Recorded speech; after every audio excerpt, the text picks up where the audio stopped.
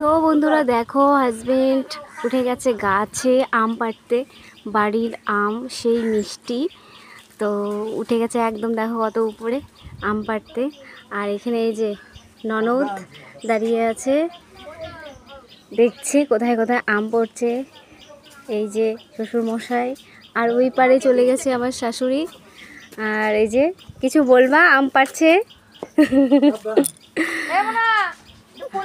তো এই যে আম পাড়ছে, এই দেখো কত আম পড়েছে, দেখছো কত আম পড়েছে। এগুলো সারাদিনই টুকটুক টুকটুক করে আম পড়তেই থাকে। তো যেহেতু নিয়ে যাব শিলিগুড়িতে বাড়িতে, তার জন্য এখানে অনেক আম, আর ঘরে আরও বেশি আম আছে।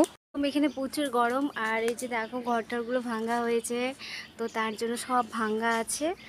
আর প্রচুর গরম, আর তাও এখানে হাওয়া আছে, ওর জন্য অতটা গরম লাগছে না, তবুও গরম লাগছে।